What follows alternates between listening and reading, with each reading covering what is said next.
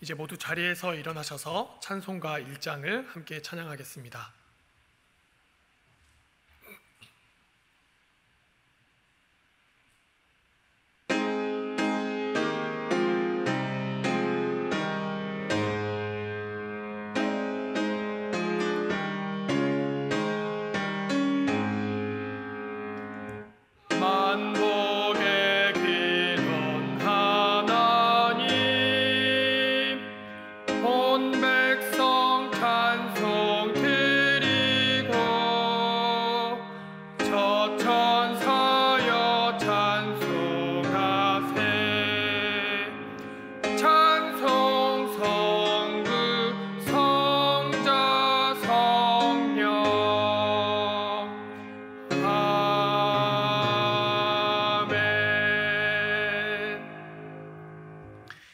사랑과 은혜가 풍성하신 하나님 아버지, 오늘도 우리를 은혜의 자리에 불러주셔서 하나님을 찬양하며 예배할 수 있는 기회를 허락하여 주심에 감사합니다.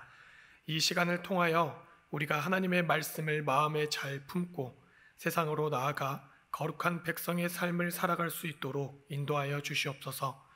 우리 승리교회가 교회의 머리 되신 예수 그리스도를 본받아 하나님의 거룩하신 뜻을 따르며 서로를 위해 간구하는 거룩한 사귐이 있는 믿음의 공동체가 되기를 소망합니다.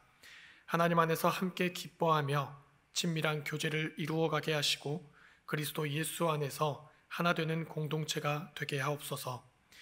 무더운 여름, 폭염과 폭우로 인해 고통당하고 있는 이웃들이 많이 있습니다. 그들을 향해 긍휼의 마음으로 도움의 손길을 내밀 수 있는 우리가 되게 하시옵고 하나님의 사랑을 나누며 온정을 베푸는 교회가 되게 하여 주시옵소서.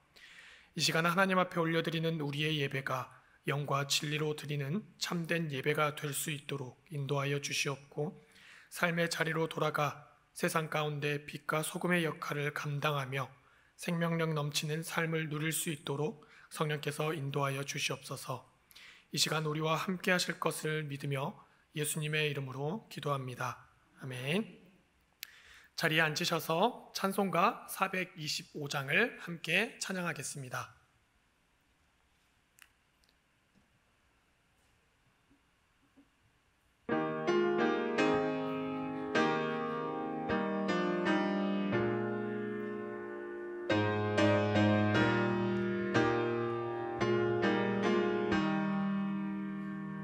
주님의 뜻을 이루소서. 고요한 중에 기다리니 진흙과 같은 날 빚으사 주님의 형상 만드소서. 주님의 뜻을 이루소서. 주님 발 앞에 엎드리니 나의 맘속을 살피시사 눈보다 희게 하옵소서. 뜻을 이루소서. 병들어 몸이 피곤할 때 권능의 손을 내게 펴사 강건케 하여 주옵소서. 주님의 뜻을 이루소서. 온전히 나를 주장하사 주님과 함께 동행함을 만민이 알게 하옵소서. 아멘. 오늘 하나님께서 우리에게 주시는 말씀은 창세기 45장 4절에서 8절의 말씀입니다. 구약 72쪽에 있습니다. 저와 여러분이 한 절씩 교독하도록 하겠습니다. 먼저 제가 4절의 말씀을 읽겠습니다. 요셉이 형들에게 이르되 내게로 가까이 오소서. 그들이 가까이 가니 이르되 나는 당신들의 아우 요셉이니 당신들이 애굽의 판자라.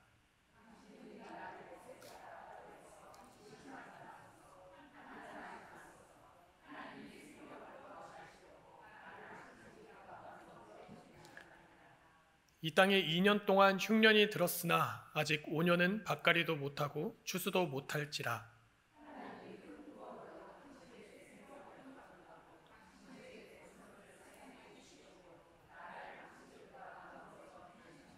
함께 읽겠습니다. 그런즉 나를 이리로 보내니는 당신들이 아니요 하나님이시라. 하나님이 나를 바로에게 아버지로 삼으시고 그 온 집의 주로 삼으시며 애굽 온 땅의 통치자로 삼으셨나이다. 아멘. 하나님이 하셨습니다. 지금까지 지나온 모든 나의 삶은 하나님의 은혜였습니다. 여러분은 그 고백을 하며 살아가고 계신가요? 우리가 신앙생활을 하다 보면 참 많이 듣게 되는 단골 멘트 중에 하나인 것 같습니다. 성도 여러분들께서도 많이 해보셨으리라 이제 생각이 되는데요. 여러분은 주로 언제 이런 고백을 하게 되시나요? 살아가다가 언제 하나님의 일하심을 깨닫게 되시나요? 아무래도 우리가 고난과 역경의 시간을 보내다가 그 후에 은혜로운 결과물을 얻게 되었을 때 하나님 앞에 고백하게 되는 것 같습니다. 정말 하나님이 계시지 않았더라면 이렇게 될 수 없었습니다. 모든 것이 하나님의 은혜였습니다. 라고 말이죠. 나의 힘과 지혜로 이해할 수 없고 해결할 수 없는 그 상황 속에서 하나님의 은혜의 손길을 깨닫게 되었을 때 얼마나 큰 기쁨과 감격이 있습니까? 저는 주로 수련회를 마칠 때마다 이런 고백을 하게 되는 것 같습니다. 정말 하나님이 하셨구나. 하나님이 하시지 않았으면 이 수련회가 이렇게 끝나지 않았을 텐데 라고 말입니다. 저는 20살에 신학교에 입학해서 매년 여름이 될 때마다 이곳저곳 수련회를 다니면서 시간을 보냈습니다. 2달 반이라는 여름 방학 기간 동안 10개가 넘는 수련회를 다니면서 시간을 보냈습니다. 제가 섬기는 교회 수련회뿐만이 아니라 선배와 친구들이 섬기고 있는 교회 그리고 학교 동아리에서 진행하는 수련회를 준비하기도 하고 참여하기도 하면서 참 많은 수련회에 참여를 했었죠. 그런데 참 이상한 점이 있다면 정말 수십 개가 넘는 그 수련회를 참여했는데 매년 수련회를 준비할 때마다 그리고 참여할 때마다 참 예상하지 못한 변수와 어려움에 처하게 된다는 겁니다. 어떻게 매번 새로운 이런 변수가 생길 수 있을까? 새로운 어려움이 나를 힘들게 할 수 있을까라는 생각을 하게 되었죠. 제가 이 승립교회에 와서 처음 한 수련회가 작년 겨울 수련회였습니다. 그때는 한참 코로나가 유행했던 때였는데요. 첫 수련회다 보니 얼마나 더 열심히 정성스레 수련회를 준비했겠습니까? 좀 아이들을 위해서 다양한 이벤트와 특별한 그런 프로그램을 준비를 했었는데요. 그런데 말입니다. 모든 것이 순조롭게 진행되고 있던 그때에 아주 큰 변수가 생기고 말았습니다. 그동안 너무나 건강하게 잘 지내던 우리 선생님들께서 갑작스레 코로나에 걸려 격리가 되기 시작을 한 겁니다. 그래도 수련회를 2주 앞두고는 아직 괜찮아. 대체할 수 있는 다른 방법이 있어 라고 생각을 했는데 딱 일주일을 앞두고 나서 며칠 남겨두지 않은 상태에서 나머지 선생님들까지 코로나에 걸려 격리되고 만 겁니다. 그래서 그동안 준비했던 프로그램을 어떻게 진행해야 하나 참 막막한 상황에 이르렀죠. 그래서 이대로 수련회를 진행할 수 있을까? 그냥 수련회를 한 주 미루는 게 낫지 않을까라는 생각도 하게 되었죠. 수련회를 마치고 바로 그 다음 날 이제 저까지 그 코로나에 걸려서 격리가 되는 상황이었으니 참 아슬아슬한 상황 속에서 불안불안하게 첫 번째 수련회를 보냈던 것 같습니다. 그리고 여름이 되었습니다. 이제 코로나의 영향으로부터도 많이 벗어나고 하던 대로 잘 준비하면 되겠거니 라고 생각을 했습니다. 다른 변수를 생각할 수 없었는데 갑작스레 이제 집안에 큰 문제가 생기면서 개인적으로 좀 혼란스러운 그런 수련회를 진행하게 되었습니다. 그동안 수십 번의 그런 수련회를 준비하면서 가장 개인적으로 힘들었던 그런 수련회였습니다. 그리고 새해가 밝았습니다. 이제 2023년이 되었으니 이제 더 이상 좀 곤혹스러운 그런 상황이 없었으면 좋겠다라는 마음을 가지고 작년 12월부터 겨울 수련회를 준비하기 시작했습니다. 12월에 있었던 성탄 행사까지 잘 마무리 짓고 이제 겨울 수련회만 준비하면 된다라고 생각을 하고 있었죠. 그리고 우리 선생님들과 함께 중등부의 새로운 이제 모토를 하나 정했습니다. 배려하지 말자라는 모토였습니다. 이게 저희가 이기적으로 살아가자는 것이 아니라 너무 상대방을 배려하다 보니 우리가 해야 할 일을 하지 못해서 우리에게 주어진 일을 충실하게 하지 못하는 것 같아서 조금 더 우리가 해야 할 일에 집중을 하자라는 의미에서 그런 모토를 정했었는데요. 근데 겨울 수련회를 준비하던 중에 갑작스레 이제 교회 사정상 고등부와 연합 수련회를 진행하게 되었습니다. 저희가 2023년에 정했던 그 모토대로 그냥 저희가 준비한 수련회를 이어나갔으면 참 편했을 텐데 또 저희 중등부 선생님들이 다 마음이 너무 좋으셔서 힘든 상황에 처해 있는 고등부와 함께 연합으로 진행하려고 하다 보니 갑작스레 모든 프로그램과 그런 내용들이 변경되게 되면서 시간에 쫓기며 정신없이 또 수련회를 준비하게 되었던 그런 기억이 있습니다. 수련회를 준비할 때마다 이런 일들이 생기다 보니 올해 여름 수련회를 준비하며 어떤 생각이 들었겠습니까? 이번에는 어떤 예상치 못한 변수와 어려움이 우리를 기다리고 있을까라는 생각이 들었습니다. 올해 5월부터 이제 여름 수련회 준비해야지라는 생각을 하면서부터 가장 먼저 들었던 생각인 것 같습니다. 또 어떤 일이 생겨나게 될까라고 말이죠. 아직까지는 아무런 일도 일어나지 않았습니다. 참 감사한 일이기도 한데요. 한편으로는 또 뭔가 불안하기도 합니다. 왜 아무 일도 일어나지 않지? 라고 말이죠. 이러다가 수련회 당일에 무슨 일이 생기려나? 라는 또 불안감도 있기는 한데요. 그런 불안감과 또 수련회에 받을 은혜를 기대하는 그 마음이 공존하는 가운데 어느덧 중등부 수련회가 일주일 앞으로 다가오게 되었습니다. 이제 다음 주 목요일부터 또 주일까지 중등부 수련회가 진행되게 되는데요. 성도 여러분의 많은 관심과 기도 부탁드립니다. 이렇게 수련회가 열심히 잘 준비하고 기도한 만큼 시작부터 끝까지 순조롭게 잘 흘러가기만 했으면 좋겠는데 기대와는 달리 어쩜 매번 새로운 변수가 발생해서 사람을 참 곤욕스럽게 하는지 모르겠습니다. 그런데요, 매번 수련회를 진행하다 보면 정말 답답하고 힘든 상황 속에서 능히 고난을 이겨내게 하시며 또 큰 은혜로 채워주시는 하나님을 경험하게 됩니다. 정말 하나님이 하셨습니다 라는 고백을 할 수밖에 없는 은혜와 기쁨이 우리에게 주어지게 되지요.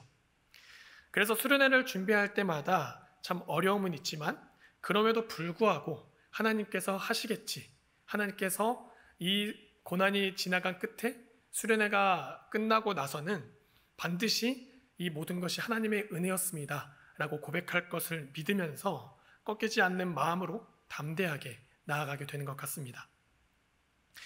우리의 인생을 살아갈 때도 마찬가지이죠. 우리의 믿음 그리고 열심과는 별개로 도무지 이해할 수 없는 고난과 어려움 앞에 흔들리고 넘어지게 됩니다. 그래서 때로는 왜 내가 이런 일까지 겪어야 하나? 하나님은 정말 살아 계시는 건가? 하나님 대체 제게 왜 이러시는 겁니까? 라며 원망하게 되기도 합니다. 몇 날 며칠을 지나서 때로는 몇 년, 몇십 년이 지나도록 아무런 소망이 보이지 않고 우리에게 고통스러운 나날이 지속될 때면 절망 속에 모든 것을 내려놓고 싶을 때가 있기도 합니다. 이때 우리가 무엇을 할 수 있겠습니까? 어떻게 나아가야겠습니까? 그럼에도 불구하고 우리는 하나님을 신뢰하며 나아갈 수 있어야 합니다. 너무나 뻔하고 당연한 말이지만 하나님을 신뢰하며 기다리는 것이 얼마나 어려운 일인지 모릅니다. 우리는 대부분 하나님의 일하심에 대해 신뢰하지 못하는 경우가 참 많습니다.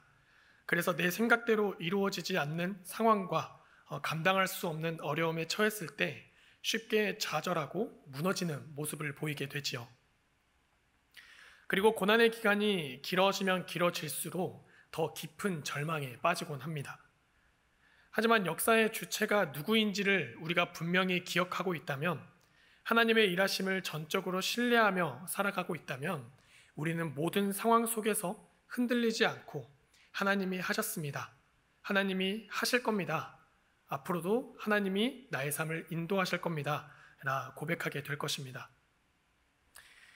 오늘 본문에 등장하는 요셉도 형들 앞에서 이렇게 고백을 하고 있습니다. 요셉은 아주 극한으로 하나님의 인도하심을 경험하며 살았던 사람인데요. 그런 그가 고백하고 있죠. 하나님께서 보내셨습니다. 그리고 이 모든 것은 하나님이 하신 겁니다. 라고 말입니다. 그저 요셉의 이 고백만 본다면 우리가 별다른 감흥이 없을지도 모르겠습니다. 하나님을 믿는 사람들이라면 일반적으로 할 수 있는 고백이지 않나? 우리 모두 하나님의 일하심을 알지 못하는 사람이 있나? 라고 생각할지도 모르겠습니다. 그러나 우리가 요셉의 지난 삶들을 찬찬히 살펴보게 된다면 이 고백이 얼마나 위대한 신앙 고백인가라는 것을 생각해 볼 수 있는 것 같습니다. 요셉의 일생을 잠깐 살펴보게 되면 이렇습니다. 요셉이 어떤 환경에서 태어났습니까? 요셉은 12형제 가운데 11번째 아들로 태어난 사람이었습니다. 모두 배다른 형제들이었고 어머니는 무려 넷이나 되었습니다. 굉장히 복잡한 가계의 집안에서 태어난 것인데요. 그런데 한참 어머니의 손길이 필요한 나이에 이 요셉의 어머니 라헬은 동생 베냐민을 낳다가 죽게 됩니다. 요셉에게는 온전히 내 편이 되어주는 존재가 이 세상에서 사라져버리고 만 것이죠. 물론 레아와 라헬은 자매지간이긴 했지만 그들은 야곱을 차지하기 위해 치열한 경쟁을 벌였던 사이였습니다. 그렇기 때문에 그 가운데 태어난 자식들도 서로를 곱게 볼 수 없는 그런 상황이었죠. 그래서 요셉은 더욱 세상에서 혼자 남겨진 듯한 그 쓸쓸함과 외로움 속에 살아갈 수밖에 없었을 겁니다.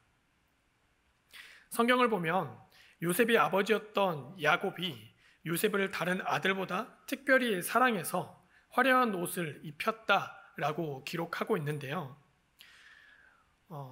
저는 그런 생각이 듭니다.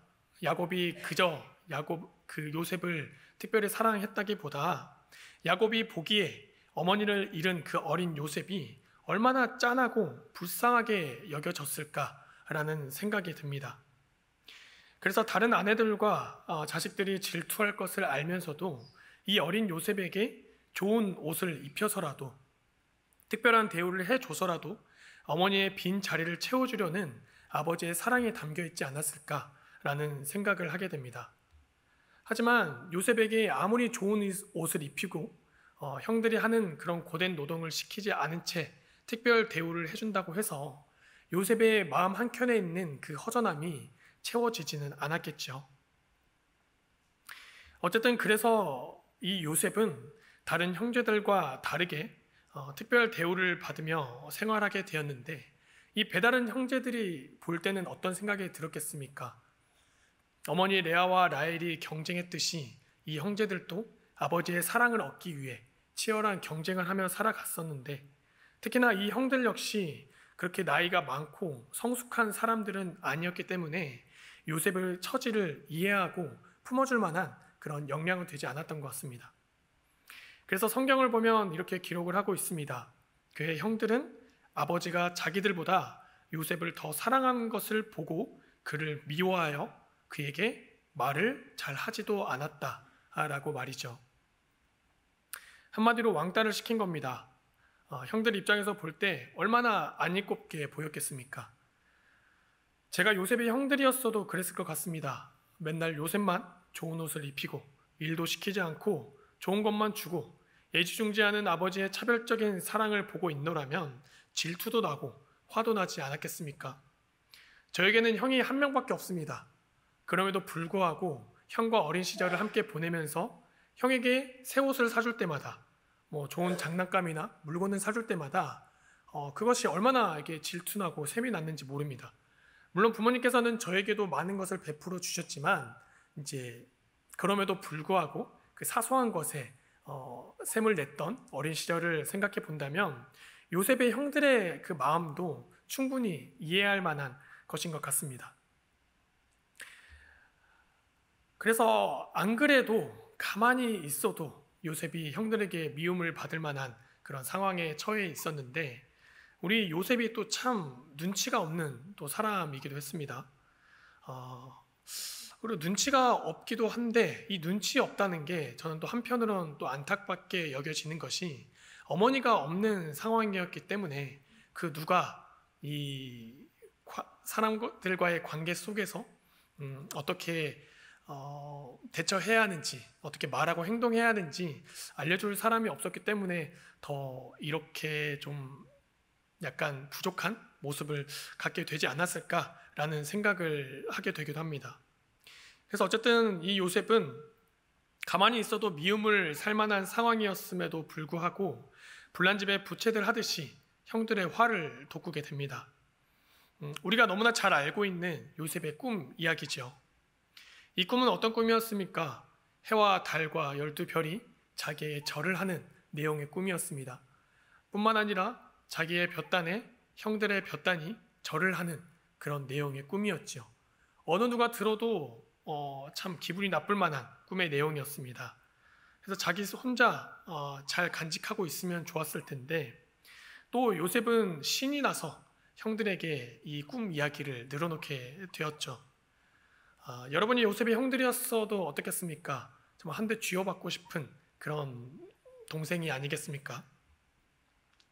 이 녀석이 보자 하니까 어디까지 기어오르는 거야 라고 하며 정말 짓밟고 싶은 그런 마음이 들었을지도 모르겠습니다.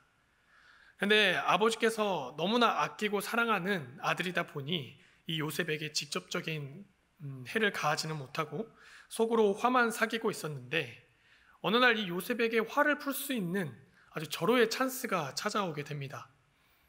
형들이 들에서 일하고 있을 때 집으로부터 아주 멀리 떨어져 있는 그곳에 요셉이 단신으로 형들을 찾아오게 되지요. 그래서 형들은 요셉을 구덩이에 집어넣고 괴롭히다가 상인에게 요셉을 팔고 맙니다. 치기 어린 마음에 저지른 일이었지만 그렇다 해도 형들의 행동은 굉장히 지나친 행동이었습니다. 그때 요셉의 나이는 고작 17살에 불과했습니다. 게다가 종으로 팔아 넘긴다는 것은 내 손에 피를 묻히지 않는다는 것뿐이지 한 사람을 죽이는 것과 다름없는 행위였습니다. 종의 삶은 살아도 산 것이 아닌 아주 끔찍한 삶이었기 때문이죠. 그리고 언제 죽어 나가도 이상하지 않을 만큼 그런 짐승만도 못한 삶이었습니다. 17살의 어린 나이에 말도 통하지 않은 아무런 보살핌도 받을 수 없는 그런 이방 나라에 끌려가게 되었을 때 요셉은 자신의 신세를 한탄하며 절망했을 겁니다. 어려서 어머니를 잃고 가뜩이나 마음 둘 곳 없는 괴로운 인생이었는데 배다른 형들의 미움을 받고 왕따를 당하다가 이제는 아무런 연고가 없는 외국에 종의 신분으로 팔려간다니 여러분이 요셉의 입장이라면 어떤 생각이 들었겠습니까? 얼마나 하나님이 원망스러웠겠습니까? 내가 믿는 그 하나님이 정말 계시는 걸까? 왜 이럴 거면 내가 이 세상에 태어나야 했을까? 라는 그런 생각이 들지 않았겠습니까?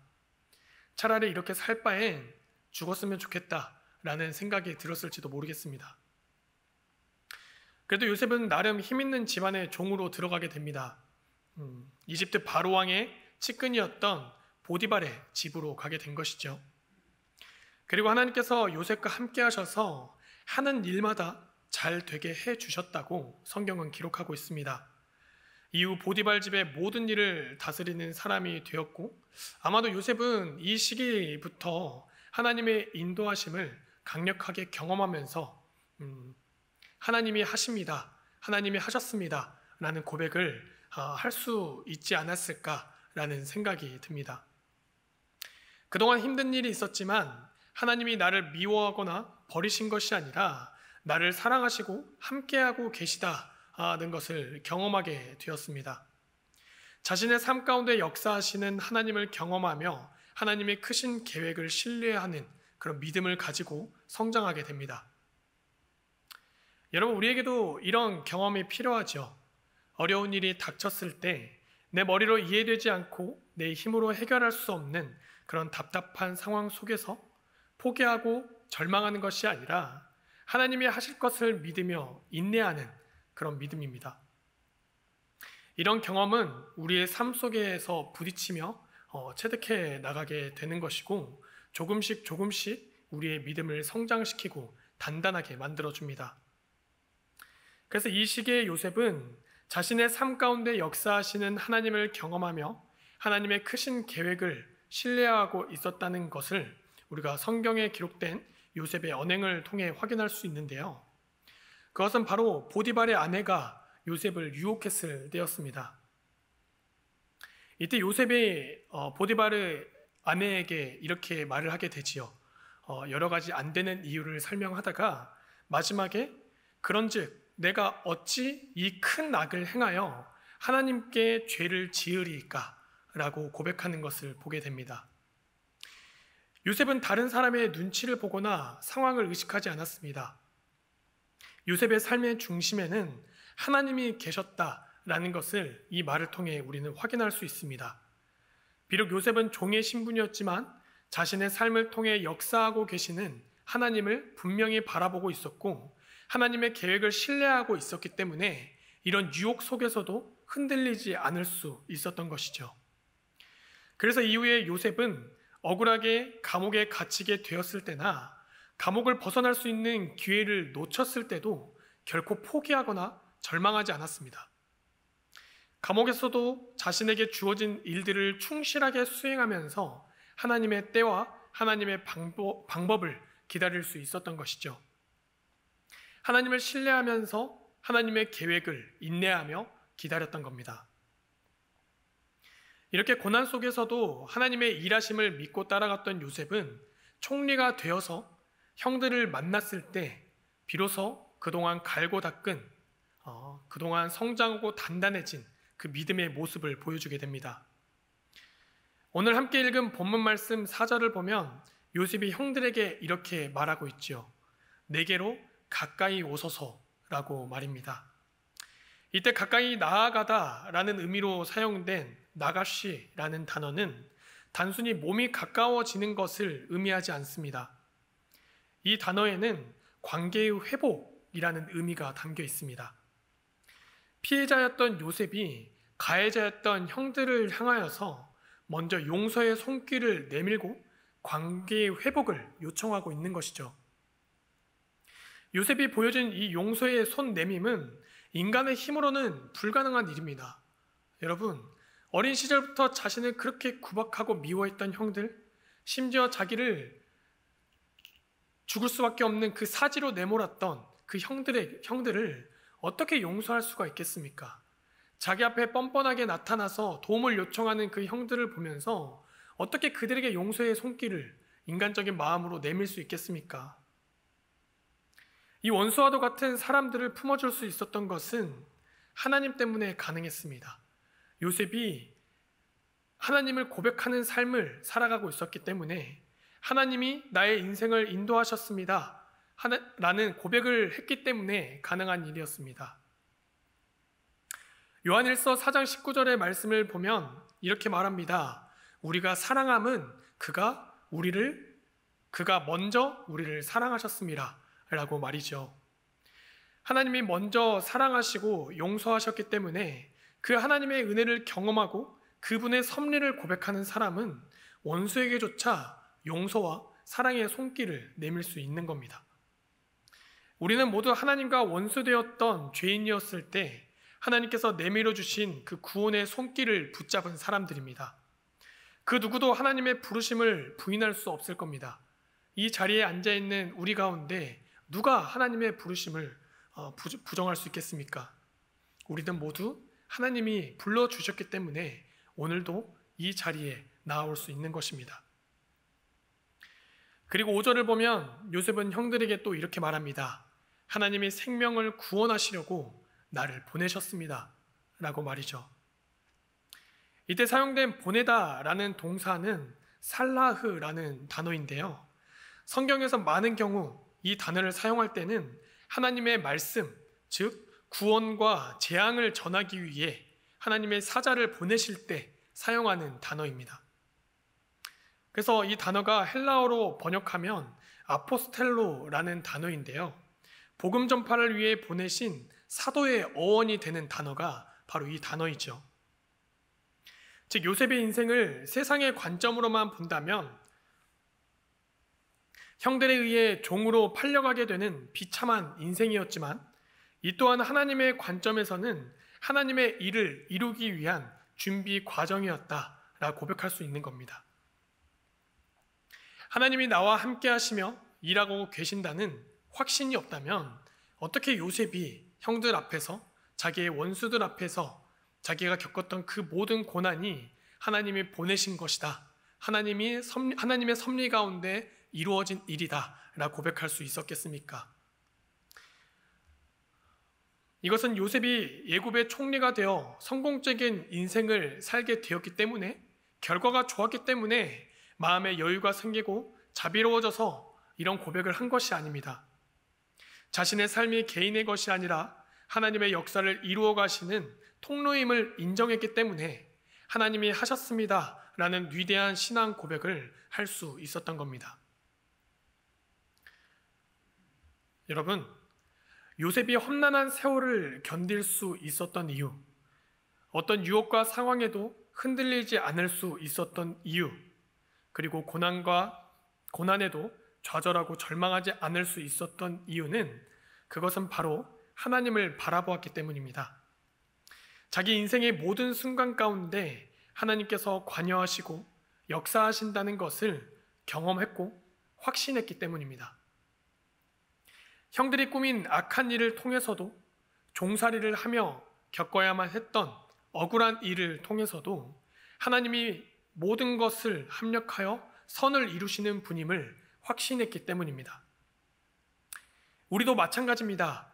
세상이 우리를 미련하다 하고 믿음으로 걸어가는 이 길을 방해하려 할지라도 모든 과정 가운데 하나님께서 우리와 함께 하시며 반드시 선하고 의로운 길로 인도하시는 분이심을 우리는 믿어야 합니다. 그래서 우리의 삶의 모든 자리에서 행하는 일들이 내 뜻대로 이루어지지 않을지라도 이곳이 하나님께서 보내신 곳임을, 하나님의 크신 계획을 이루기 위해 지금도 하나님께서 일하고 계심을 믿음으로 고백하며 순종해야 합니다. 오늘 말씀 7절에서 후손으로 번역된 단어는 원어로 볼 때 남은 자라 보는 것이 적절하다라고 학자들은 이야기합니다. 이때 남은 자라는 것은 하나님에 대한 바른 믿음을 잃지 않는 사람을 의미합니다. 하나님께서는 그런 사람들을 구원하신다는 것이죠.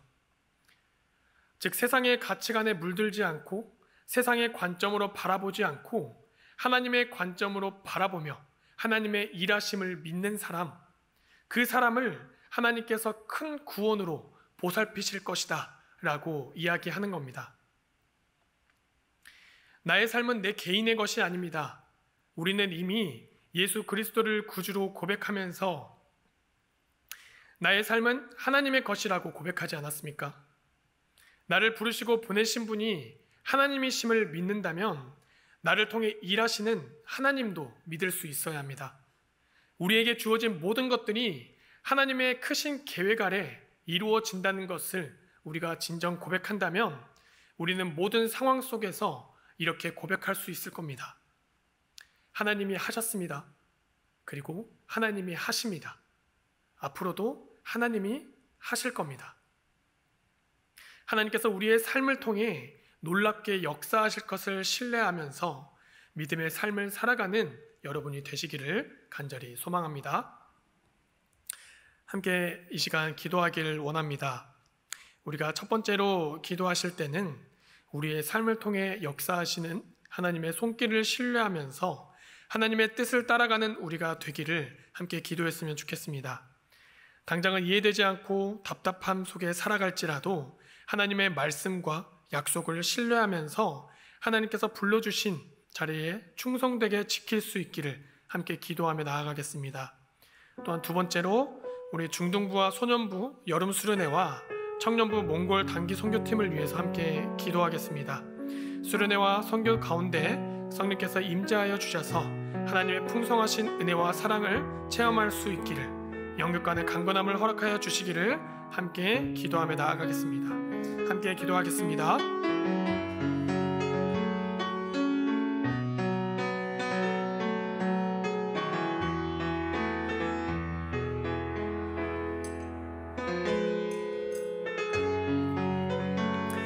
우리 삶의 역사하시는 하나님 아버지, 우리가 이 시간 하나님의 말씀에 순종하여 하나님이 일하심을 신뢰하면서 하나님이 하셨습니다 라는 고백의 삶을 살아가게 되기를 간절히 소망합니다. 지금 당장은 이해할 수 없지만 우리의 지혜보다 더 크신 하나님의 계획을 신뢰하면서 하나님의 능력을 붙들면서 살아가는 믿음의 자녀들이 될 수 있도록 인도하여 주시옵소서.